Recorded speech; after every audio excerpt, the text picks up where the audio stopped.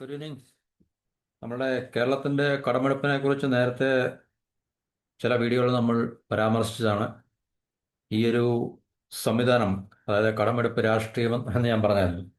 ഈ കടമെടുപ്പ് രാഷ്ട്രീയം ഇതൊരു കോൺസ്റ്റൻ്റ് ആയിട്ടുള്ള പ്രോസസ്സായിട്ട്, അതായത് ഈ പ്രക്രിയ തുടർന്നുകൊണ്ടിരിക്കുകയാണ്. കാരണം നമുക്ക് കടം എടുക്കുക എന്നുള്ളത് ഒഴിവാക്കാൻ കഴിയില്ല. ഇപ്പം നമ്മളൊരു ബിസിനസ്സിൻ്റെ കാര്യം നമ്മൾ പറഞ്ഞു കഴിഞ്ഞാൽ, ഒരു ബിസിനസ് ഒരു വർഷത്തെ അല്ലെങ്കിൽ നമ്മൾ നഷ്ടത്തിൽ ഓടുന്ന ഒരു ബിസിനസ് അതിന് അധികകാലം പിടിച്ചു നിൽക്കാൻ സാധിക്കത്തില്ല.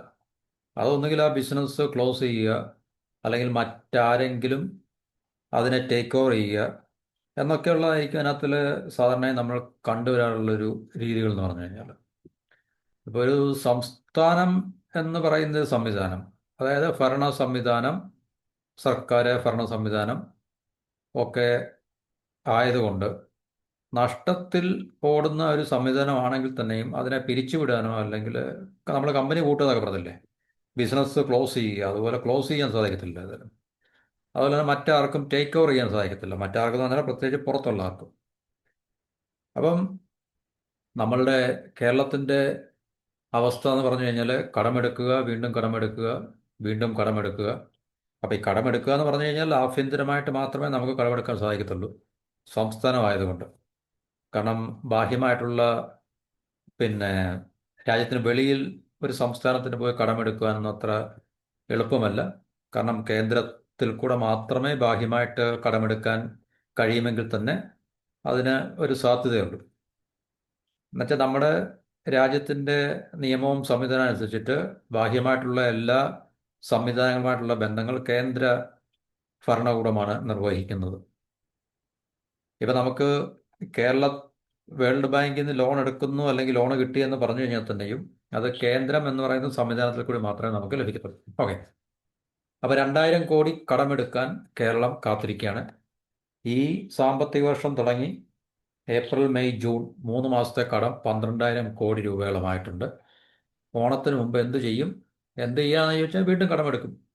ഡിസംബർ വരെ നമുക്ക് നിയമപരമായിട്ട് വ്യവസ്ഥകൾ അനുസരിച്ചിട്ട് കടമെടുക്കാൻ കഴിയുന്നത് 29,529 കോടി രൂപയാണെന്നാണ് ഇവിടെ പറയുന്നത്.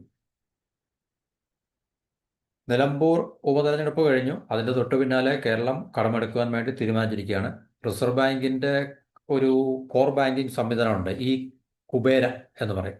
ഈ കുബേര വഴി ജൂൺ 24-ന് 2,000 കോടി രൂപ കേരളത്തിന് കടമെടുക്കാൻ സാധിക്കും. 27 വർഷത്തെ കാലാവധിയിലാണ് കടമെടുപ്പ്. അത് റിസർവ് ബാങ്കിൻ്റെ ഒരു അനൗൺസ്മെൻ്റ് അനുസരിച്ചാണ് പറയുന്നത്. വികസന പ്രവർത്തനങ്ങളുടെ ആവശ്യാർത്ഥമാണ് കടമെടുപ്പെന്നാണ് സംസ്ഥാന സർക്കാർ നൽകുന്ന വിശദീകരണം. വികസന പ്രവർത്തനം എന്ന് പറയുമ്പോൾ നമുക്ക് ഊഹിക്കാവുന്നേ ഉള്ളൂ എത്രത്തോളം പ്രൊഡക്റ്റീവായിട്ടുള്ള, കൺസ്ട്രക്റ്റീവായിട്ടുള്ള, അല്ലേ, വികസന പ്രവർത്തനങ്ങളായിരിക്കും ഈ പറയുന്ന ഫണ്ടുകൾ, കടമെടുക്കുന്ന ഫണ്ടുകൾ പിന്നെ ഇൻവെസ്റ്റ് ചെയ്യാൻ പോകുന്നത് എന്ന് നമുക്ക് മനസ്സിലാക്കാം. കാരണം കേരളത്തിൻ്റെ റവന്യൂ അല്ലെങ്കിൽ കേരള സർക്കാരിന് കിട്ടുന്ന പൈസയുടെ നല്ലൊരു ശതമാനവും സാലറിയും പെൻഷനും കൊടുക്കാൻ മാത്രമേ തികയത്തുള്ളൂ എന്ന് നമുക്കറിയാം. കാരണം അത്രയ്ക്ക് വലിയ സംവിധാനമാണല്ലോ നമ്മുടെ കേരളത്തിൻ്റെ എല്ലാ സംസ്ഥാനങ്ങളുടെയും നമ്മുടെ കേന്ദ്ര സംവിധാനത്തിൻ്റെ എല്ലാം അവസ്ഥ ഇതൊക്കെ തന്നെയാണ്. കാരണം അവരുടെ റവന്യൂവിൻ്റെ നല്ലൊരു ശതമാനം തന്നെ ആ സർക്കാരുമായി ബന്ധപ്പെട്ട പിന്നെ ഡിപ്പാർട്ട്മെൻറ്റ്സ്, സംവിധാനങ്ങൾ, മിനിസ്ട്രി, പിന്നെ ജോലി ചെയ്യുന്ന ആൾക്കാരുണ്ടല്ലോ, കേന്ദ്ര സർക്കാർ ജീവനക്കാർ അല്ലെങ്കിൽ കേരള സംസ്ഥാന ജീവനക്കാർ, ഇവർക്ക് ശമ്പളം കൊടുക്കുവാനും പെൻഷൻ കൊടുക്കുവാനും ഒക്കെ മാത്രമേ നല്ലൊരു ശതമാനം എമൗണ്ടും, ഉദാഹരണം 100 രൂപ കേരള സംസ്ഥാനത്തിന് ഒരു മാസം കിട്ടുന്നു എന്ന് പറഞ്ഞാൽ അവരുടെ ക്യാഷ് ഫ്ലോ ഏതെങ്കിലും രീതി ലോൺ എടുത്തോ അല്ലെങ്കിൽ റവന്യൂ ഉണ്ടാക്കിയോ എങ്ങനെയായാലും 100 രൂപ കേരള സംസ്ഥാനത്തിന് കിട്ടുന്നുവെങ്കിൽ, അല്ലെങ്കിൽ ടാക്സ് പിരിച്ചോ ഒക്കെ കിട്ടുന്നുണ്ടെങ്കിൽ, അതാണ് റവന്യൂ ഞാൻ പറഞ്ഞത്. അതിൻ്റെ നല്ലൊരു ശതമാനവും, ഒരുപക്ഷെ 80% അല്ലെങ്കിൽ അതിൽ കൂടുതലും ഈ പറഞ്ഞ പെൻഷന് വേണ്ടിയും പിന്നെ ശമ്പളം കൊടുക്കുവാനും ഒക്കെ തന്നെ ആയിരിക്കും അത് വിനിയോഗിക്കേണ്ടി വരുന്നത്. റവന്യൂ എക്സ്പെൻഡിച്ചേഴ്സ് ആയിരിക്കും ഏറ്റവും കൂടുതൽ. അപ്പോൾ പിന്നെ ഈ കടമെടുക്കുന്ന പൈസ വികസന പ്രവർത്തനങ്ങൾക്ക് വേണ്ടി എത്രത്തോളം ഉപയോഗിക്കാൻ സാധിക്കും എന്നുള്ളത് നമുക്ക് സംശയിക്കേണ്ടിയിരിക്കുന്നു. അതിനെക്കുറിച്ച് കൂടുതൽ ആധികാരികമായിട്ട് പഠിച്ച് മനസ്സിലാക്കിയ ഒരു ആൾക്കാർ ആൾക്കാർക്ക് മാത്രമേ അതിനെക്കുറിച്ച് സംസാരിക്കാൻ കഴിയുള്ളൂ. പക്ഷേ ഇത്ര നമ്മൾ മനസ്സിലാക്കുക, ഇത് കടമെടുക്കുന്ന പൈസ ഡെയിലി റണ്ണിങ്ങിന് വേണ്ടി മാത്രമേ ഉപയോഗിക്കാൻ സാധിക്കത്തുള്ളൂ. കാരണം ഈ കടമെടുക്കുന്നതെല്ലാം ഡെയിലി നമ്മുടെ ഒരു ബിസിനസ് കടമെടുക്കുമ്പോൾ അവർ തീർച്ചയായിട്ടും അവരുടെ വർക്കിംഗ് ക്യാപിറ്റലിന് വേണ്ടി ഉപയോഗിക്കുന്നത് പോലെ നമ്മളും കേരള ഗവൺമെൻറ് വർക്കിംഗ് ക്യാപിറ്റലിന് വേണ്ടിയാണ് ഇത് ഉപയോഗിക്കുന്നത് എന്നുള്ളത് നമുക്ക് മനസ്സിലാക്കാൻ സാധിക്കും. എന്നിട്ട് ഈ പറഞ്ഞ ശമ്പളം കൊടുക്കാനും പിന്നെ പെൻഷൻ കൊടുക്കാനും അതിനകത്ത് ക്ഷേമ പെൻഷനും മറ്റ് ഓ, അതുപോലെ സമാനമായിട്ടുള്ള കാര്യങ്ങളൊക്കെ തന്നെ കൊടുക്കാൻ വേണ്ടിയാണ് ഈ കടമെടുക്കുന്നത്. പിന്നെ അവരുടെ മിനിസ്ട്രി ബ്യൂറോക്രസിയെല്ലാം റൺ ചെയ്തുകൊണ്ടുണ്ടേ അതിനുവേണ്ടി മാത്രം. അപ്പോൾ വികസന പ്രവർത്തനങ്ങളിലേക്ക് പ്രൊഡക്റ്റീവായിട്ട് അല്ലെങ്കിൽ കൺസ്ട്രക്റ്റീവായിട്ടുള്ള ക്രിയേറ്റീവായിട്ടുള്ള ഏരിയാസിലേക്ക് ഇൻവെസ്റ്റ് ചെയ്യാൻ കേരളത്തിൻ്റെ കയ്യിൽ പൈസ ഇല്ല എന്നുള്ള ഒരു കാര്യം നമുക്ക് കൃത്യമായി മനസ്സിലാക്കാവുന്നതാണ്. അപ്പോൾ ഇതോടെ ഈ നടപ്പ് സാമ്പത്തിക വർഷം, അതായത് 25-26, അതായത് ഏപ്രിൽ മുതൽ തുടങ്ങിയ നടപ്പ് സാമ്പത്തിക വർഷത്തിൽ ഇപ്പോൾ 3 മാസം കഴിഞ്ഞല്ലോ, ഇതുവരെ പൊതുകടം 12,000 കോടി രൂപയായിട്ട് വർദ്ധിക്കും. ഏപ്രിൽ 2,000 കോടിയും മെയ്യിൽ 5,000 കോടിയും ജൂൺ മാസത്തിൻ്റെ തുടക്കത്തിൽ തന്നെ 3,000 കോടി രൂപയും കേരളം കടമെടുത്തിരുന്നു എന്നാണ് കണക്കുകൾ സൂചിപ്പിക്കുന്നത്. ഇതോടെ തുടർച്ചയായ 2 മാസങ്ങളിൽ കേരളത്തിൻ്റെ കടം 5,000 കോടി രൂപയാകും. അപ്പോൾ അത് ഒരു കോൺസ്റ്റൻ്റ് ആയിട്ടുള്ള പ്രോസസ്സ് ഞാൻ പറഞ്ഞിട്ട്, എന്നുവെച്ചാൽ തുടർച്ചയായിട്ടുള്ള പ്രക്രിയയാണ്. ഇതിനകത്തല്ലെങ്കിൽ യാതൊരു അവസാനവുമില്ല. കാരണം കടമെടുക്കാൻ നമുക്ക് നിലനിൽക്കാൻ സാധിക്കത്തില്ല. കടമെടുത്ത് മാത്രമേ നമുക്ക് ഈ വണ്ടി ഓടിച്ച് മുന്നോട്ട് കൊണ്ടുപോകാൻ സാധിക്കത്തുള്ളൂ. അതുകൊണ്ട് കേരളം ഒരുപക്ഷെ ഇന്ത്യയിലെ ഏറ്റവും സ്മാർട്ടായിട്ടുള്ള സംസ്ഥാനമായിരിക്കും കേരളം. കാരണം മറ്റ് സംസ്ഥാനങ്ങളെല്ലാം സാമ്പത്തികമായിട്ട് അവരുടെ ഫിനാൻഷ്യൽസ് പിന്നെ വളരെ ഹെൽത്തി ആണെന്നല്ല ഞാൻ പറയുന്നത്. കാരണം എല്ലാ സംസ്ഥാനങ്ങളും ഈ പ്രശ്നങ്ങൾ തന്നെ നേരിടുന്നുണ്ടില്ലെന്ന് പറയുന്നില്ല. പക്ഷേ എന്നാലും നമുക്ക് കേരളത്തിനെ സംബന്ധിച്ച് ആശങ്കപ്പെടുമ്പോൾ, നമുക്ക് കേരളത്തെക്കുറിച്ച് നമ്മൾ ചിന്തിക്കുമ്പോൾ നമുക്ക് കേരളത്തിൻ്റെ കാര്യത്തെ നമ്മൾ സംസാരിക്കുക എന്നുള്ളതാണല്ലോ അതിൻ്റെ ഒരു പ്രധാന ഉദ്ദേശം എന്ന് പറയുന്നത്.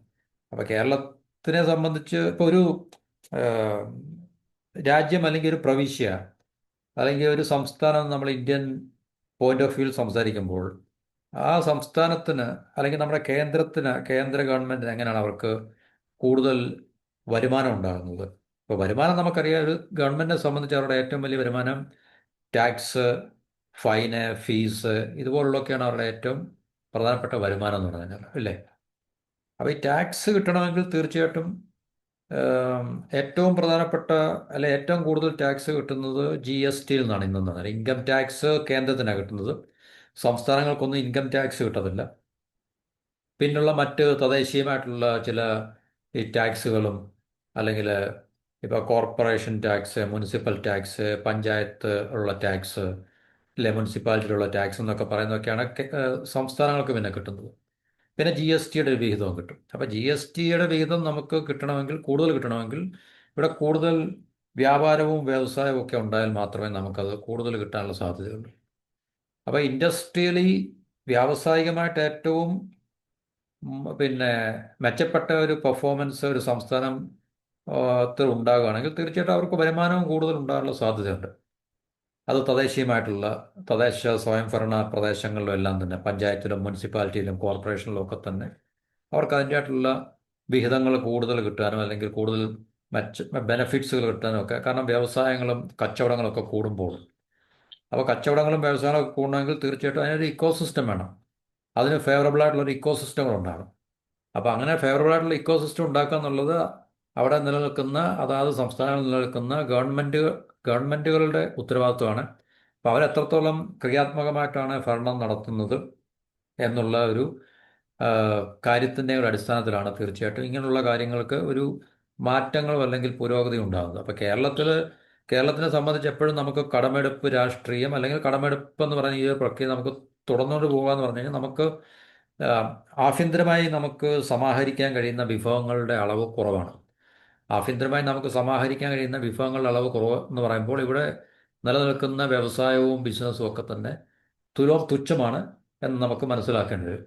അപ്പോൾ തുച്ഛമാണ് എന്ന് നമുക്ക് പറയുമ്പോൾ നമുക്കറിയാം ഇവിടെ എന്തുകൊണ്ട് ആരും കച്ചവടം ചെയ്യുന്നില്ല, വ്യവസായം ചെയ്യുന്നില്ല, അല്ലെങ്കിൽ ഇതൊരു ഇൻഡസ്ട്രിയൽ ഫ്രണ്ട്ലി സംസ്ഥാനമല്ല, ബിസിനസ് ഫ്രണ്ട്ലി സംസ്ഥാനമല്ല എന്നുള്ളത് ഇവിടെ നിലനിൽക്കുന്ന രാഷ്ട്രീയ ഭരണ സംസ്കാരത്തിൻ്റെയൊക്കെ അടിസ്ഥാനത്തിൽ മാത്രമാണ്. അല്ലെങ്കിൽ അതിൻ്റെയൊക്കെ അതാണ് കാരണങ്ങൾ എന്നുള്ളത് നമുക്ക് ഇവിടുത്തെ ജനങ്ങൾക്ക് ഒട്ടുമിക്ക ആൾക്കാർക്കും നന്നായിട്ട് അറിയാവുന്നതാണ്.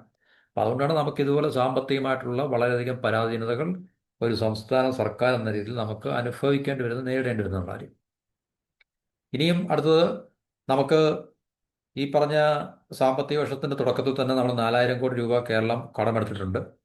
അപ്പോൾ ഇതുകൂടെ കൂട്ടിയിട്ട് ഡിസംബർ വരെ നമുക്ക് നിശ്ചയിച്ചിരിക്കുന്ന കടമെടുപ്പ് പരിധി 29,529 കോടി രൂപയാണ്. ഡിസംബർ വരെ, അതായത് ഏപ്രിൽ മുതൽ ഡിസംബർ വരെ 29,529 കോടി രൂപയാണ് നമുക്ക് കടമെടുക്കാൻ കഴിയുന്നത്. അപ്പോൾ അതിനകത്ത് നമ്മൾ 4000 കോടി രൂപ കേരളം കടമെടുത്തിരുന്നു. അടുത്ത 6 മാസത്തേക്ക്, 6 മാസം എന്ന് പറയുമ്പോൾ ഇപ്പോൾ June, July, August, September, October, November, December, ഏകദേശം 6 മാസം, ഡിസംബർ വരെയുള്ള കാലയളവിൽ ഇനി നമുക്ക് 17,000, ഇനി അടുത്ത 6 മാസം എന്ന് വെച്ചാൽ ഡിസംബർ വരെ ആണല്ലോ നമുക്ക് 29,529 കോടി രൂപ കടമെടുക്കാൻ സാധിക്കുന്നത്. അപ്പോൾ അതിനകത്ത് ഇനി 6 മാസം കൂടെ ബാക്കിയുള്ളൂ. അതിൽ നമുക്ക് 17,529 കോടി രൂപ കടമെടുക്കാൻ സാധിക്കും. പക്ഷെ അതുകൊണ്ടൊന്നും കേരളം ഓടിക്കാൻ സാധിക്കത്തില്ല എന്നുള്ള കാര്യം നമുക്ക് കൃത്യമായി അറിയാം. കാരണം 6 മാസം കൊണ്ട് ഒരു സംസ്ഥാന സർക്കാർ 17,529 കോടി രൂപ കൊണ്ട് മാത്രം, ഇത് മാത്രമല്ല, കാരണം കടമെടുക്കാൻ നമുക്ക് സാധിക്കുന്ന ഒരു എമൗണ്ടാണിത്. പിന്നെ കുറച്ച് വരുമാനങ്ങളൊക്കെ ഉണ്ടാകും. അതെല്ലാം കൂട്ടി നമ്മുടെ കേരള സംസ്ഥാന സർക്കാരിൻ്റെ ചിലവുകൾ എന്ന് പറഞ്ഞാൽ വ്യത്യസ്തമായ ചിലവുകളുണ്ടല്ലോ. എക്സ്പെൻഡിച്ചർ ഉണ്ട്, ഇൻവെസ്റ്റ്മെൻ്റ് ഉണ്ട്, ഇതെല്ലാം ചെയ്യണം. അപ്പോൾ ഇതിനു വേണ്ടി ഇത് തികയുമോ എന്നുള്ള കാര്യത്തിൽ നമുക്ക് പ്രത്യേകിച്ച് സംശയിക്കേണ്ട ആവശ്യമൊന്നുമില്ല, തികയത്തില്ല. പൊതുമേഖലാ സ്ഥാപനങ്ങൾ, സംസ്ഥാന സർക്കാരിൻ്റെ കീഴിലുള്ള പൊതുമേഖലാ സ്ഥാപനങ്ങളുടെ വായ്പയിൽ സംസ്ഥാന സർക്കാർ ഗ്യാരണ്ടി നൽകുന്നതിലെ വ്യവസ്ഥകൾ ചൂണ്ടിക്കാട്ടി ഇതിൽ നിന്ന് 3,000 കോടി രൂപ കേന്ദ്രം വെട്ടിക്കുറച്ചിട്ടുണ്ട്. അപ്പോൾ അത് നല്ലൊരു പണി അവിടെ കിട്ടിയിട്ടുണ്ട്. കഴിഞ്ഞ വർഷത്തെ പോലെ ഓണത്തിന് മുമ്പ് കേരളത്തിന് അനുവദിച്ച കടമെടുക്കാനുള്ള പരിധി അവസാനിക്കുമോയെന്നും ആശങ്കയുണ്ട്. കാരണം ഓണം വരാതിരിക്കുന്നുള്ളൂ. ഓണം ആകുമ്പോഴത്തേക്ക് 2-3 മാസത്തെ ക്ഷേമ പെൻഷനും മറ്റ് പിന്നെ സംസ്ഥാന ജീവനക്കാർക്ക് ശമ്പളവും ഒക്കെ തന്നെ കൊടുക്കേണ്ടി വരും. അപ്പോൾ കൂടുതൽ ഭാരിച്ച ചിലവുകളാണ് ഇനി വരുന്നത്. അപ്പോൾ തീർച്ചയായിട്ടും അതിനു മുമ്പ് തന്നെ ഈ നമുക്ക് അനുവദിച്ചിട്ടുള്ള കടമെടുക്കാനുള്ള പരിധി അവസാനിക്കുക എന്നുള്ളൊരു ആശങ്ക സംസ്ഥാന സർക്കാരിനുണ്ട്. എന്നാലും അതൊക്കെ ടൈഡ് ഓവർ ചെയ്യും എന്നുള്ള കാര്യം നമുക്കറിയാം. എവിടെ നിന്നൊക്കെ തട്ടിക്കൂട്ടി റൺ ചെയ്യും ഈ ബിസിനസ്, ഈ ഷോ എന്നുള്ള കാര്യത്തിൽ നമുക്ക് സംശയമൊന്നുമില്ല. കഴിഞ്ഞ വർഷം ഡിസംബർ വരെ അനുവദിച്ച തുക സെപ്റ്റംബറിന് മുമ്പ് തന്നെ എടുത്ത് കേരളം തീർത്തിരുന്നു. തുടർന്ന് 4,200 കോടി രൂപ കേന്ദ്ര സർക്കാർ അനുവദിക്കുകയും ചെയ്തിട്ടുണ്ട്. അപ്പോൾ ഇപ്രാവശ്യം അങ്ങനെയൊക്കെ തന്നെ സംഭവിക്കാൻ പോകുന്നുള്ളൂ. കാരണം കേന്ദ്രത്തിൻ്റെ കയ്യും കാലും പിടിച്ച് ഏതെങ്കിലുമൊക്കെ രീതിയിൽ, ഏതെങ്കിലുമൊക്കെ വകുപ്പുകൾ അനുസരിച്ച് ഏതെങ്കിലുമൊക്കെ രീതിയിൽ കടങ്ങൾ എടുക്കാൻ പറ്റുമോ എന്ന് ശ്രമിക്കും. കുറേയൊക്കെ പറ്റും, കുറേയൊക്കെ കേന്ദ്രം ഏതെങ്കിലുമൊക്കെ രീതിയിൽ അനുവദിച്ച് തരികയും ചെയ്യും. കേരളം ഉൾപ്പെടെ 9 സംസ്ഥാനങ്ങൾ ജൂൺ 24-ന് പൊതുവിപണിയിൽ നിന്നും, അതായത് മാർക്കറ്റിൽ നിന്നും കടമെടുക്കുന്നത് 27,200 കോടി രൂപയാണെന്ന് കണക്കുകൾ, RBIയുടെ കണക്കുകളായിരിക്കും അത് പറയുന്നത്. മഹാരാഷ്ട്ര വലിയൊരു സംസ്ഥാനമായതുകൊണ്ട്, അതെന്ന് പറഞ്ഞു കഴിഞ്ഞാൽ പിന്നെ ഇൻഡസ്ട്രിയലി ഒരു മുൻപന്തി നിൽക്കുന്ന സംസ്ഥാനമായതുകൊണ്ട് 8,000 കോടി രൂപ കടമെടുക്കുന്ന മഹാരാഷ്ട്രയാണ് ഏറ്റവും മുൻപിലുള്ളത്. രാജസ്ഥാൻ, തമിഴ്നാട് സംസ്ഥാനങ്ങൾ 4,000 കോടി രൂപ, പശ്ചിമ ബംഗാൾ കടമെടുക്കുന്ന 3,500 കോടി രൂപ, ഗുജറാത്ത് 1,500 കോടി രൂപ, വലിയ സംസ്ഥാനമാണ്, പക്ഷേ 1,500 കോടി രൂപ കടമെടുക്കുന്നുള്ളൂ. ഹരിയാന 2,000 കോടി രൂപ, ചെറിയ സംസ്ഥാനമായിട്ട് തന്നെ. ജമ്മു കാശ്മീർ 200 കോടി രൂപ, ഉത്തരാഖണ്ഡ് 2,000 കോടി രൂപ എന്നിങ്ങനെയാണ് മറ്റ് സംസ്ഥാനങ്ങളുടെ കടമെടുപ്പ്. അപ്പോൾ കേരളത്തിന് ഇതുപോലെ തന്നെ കടമെടുക്കേണ്ടി വരും, കടമെടുത്തുകൊണ്ടിരിക്കുകയാണ്. ഇതിനകത്ത് യാതൊരു, നമ്മൾ പറഞ്ഞില്ല, ഇംഗ്ലീഷ് പറയത്തില്ല, there is no end in sight എന്നൊക്കെ പറഞ്ഞില്ലേ, ഇതൊന്നും അവസാനിക്കുന്ന ഒരു ലക്ഷണമൊന്നും കാണുന്നില്ല. ഇങ്ങനെ തുറന്നുകൊണ്ടേയിരിക്കുകയാണ്. ഈ കടമെടുപ്പിൻ്റെ വണ്ടി ഇങ്ങനെ ഓടിക്കൊണ്ടേയിരിക്കുകയാണ്. അപ്പോൾ കേന്ദ്രം എന്നൊരു സംവിധാനം ഉള്ളതുകൊണ്ട്, കേന്ദ്രം ഭരിക്കുന്ന രാഷ്ട്രീയമല്ല ഞാൻ പറയുന്നത്, കേന്ദ്രം എന്ന് പറഞ്ഞ സംവിധാനം ഉള്ളതുകൊണ്ട്, അതിപ്പോൾ ആര് ഭരിച്ചാലും കേന്ദ്ര സംവിധാനം ഉള്ളതുകൊണ്ട് നമ്മുടെ സംസ്ഥാനം ഇങ്ങനെ പിടിച്ചു നിൽക്കുന്നു. ഓക്കെ, ഇത് സെൻട്രൽ സ്റ്റേറ്റ് റിലേഷൻ അനുസരിച്ച് ഫൈനാൻസ് കമ്മീഷൻ അതിലൊക്കെ പറഞ്ഞിരിക്കുന്ന ചില കാര്യങ്ങൾ, വ്യവസ്ഥകളൊക്കെ അനുസരിച്ച് തീർച്ചയായിട്ടും കേന്ദ്രത്തിനും ബാധ്യതകളുണ്ട്, സംസ്ഥാനങ്ങളെ സഹായിക്കുവാനും സംസ്ഥാനങ്ങളെ പ്രൊട്ടക്റ്റ് ചെയ്യാനൊക്കെ തന്നെ. ഫെഡറൽ സംവിധാനമാണ്. അപ്പോൾ അതിൻ്റെ അടിസ്ഥാനത്തിലൊക്കെ സെൻട്രൽ സ്റ്റേറ്റ് റിലേഷൻ മെയിൻറ്റെയിൻ ചെയ്യുക. കാരണം നമ്മുടെ രാജ്യത്തിൻ്റെ അഖണ്ഡതയും സുസ്ഥിരതയൊക്കെ കാത്തു സൂക്ഷിക്കുന്നതിന് വേണ്ടി കേന്ദ്രത്തിനും അവരുടേതായിട്ടുള്ള ഷെയറുണ്ട്, ഷെയർ ഓഫ് റെസ്പോൺസിബിലിറ്റി ഉണ്ട്.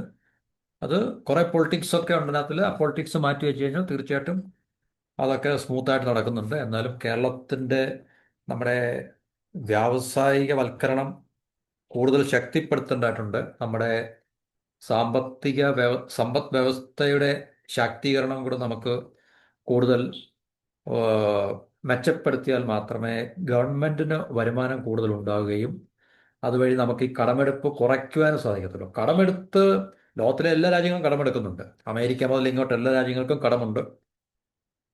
നമ്മൾ വികസിത രാജ്യങ്ങൾ എന്ന് പറയുന്ന രാജ്യങ്ങൾക്ക് പോലും കടമുണ്ട്. കടമെടുത്താണ് എല്ലാവരും വികസനത്തെ പിന്നെ പ്രൊമോട്ട് ചെയ്യുന്നതും അല്ലെങ്കിൽ ഇൻവെസ്റ്റ് ചെയ്യുന്നതും ഒക്കെ തന്നെ. പക്ഷേ അതൊക്കെ നമ്മുടെ സാമ്പത്തിക ക്രയവിക്രയ ശേഷി വർദ്ധിപ്പിച്ച് ആ കടമെടുപ്പ് നമുക്ക് സെറ്റ് ഓഫ് ചെയ്യാൻ സാധിക്കണം. അപ്പോഴാണ് നമ്മുടെ സക്സസ് അല്ലെങ്കിൽ വിജയം എന്ന് പറയുന്നത്. കേരളത്തെ പോലെ സംസ്ഥാനം അങ്ങനെ ഒരു പ്രശ്നമില്ല. കടമെടുക്കുക, കടമെടുക്കുക, കടമെടുക്കുക എന്ന് മാത്രമേ ഉള്ളൂ നമുക്ക്. അപ്പോൾ ഇത്രയാണ് നമ്മുടെ ലേറ്റസ്റ്റ് കേരള എക്കോണമിയെക്കുറിച്ച്, അല്ല കേരളത്തിൻ്റെ സമ്പദ് വ്യവസ്ഥയെക്കുറിച്ച്, അല്ലെങ്കിൽ നമ്മുടെ കേരള സംസ്ഥാന സർക്കാരിൻ്റെ ഫൈനാൻഷ്യൽ കണ്ടീഷനെക്കുറിച്ചുള്ള ഒരു ടോപ്പിക് എന്ന് പറയുന്നത്. അപ്പോൾ ഇത്രയും പറഞ്ഞൊരു ടോപ്പിക് ഇവിടെ അവസാനിപ്പിക്കാം. മറ്റു ടോപ്പിക്കുമായിട്ട് അടുത്ത വീഡിയോയിൽ കാണാം. എല്ലാവർക്കും ഒരിക്കൽ കൂടി നന്ദി, നമസ്കാരം. Have A wonderful day.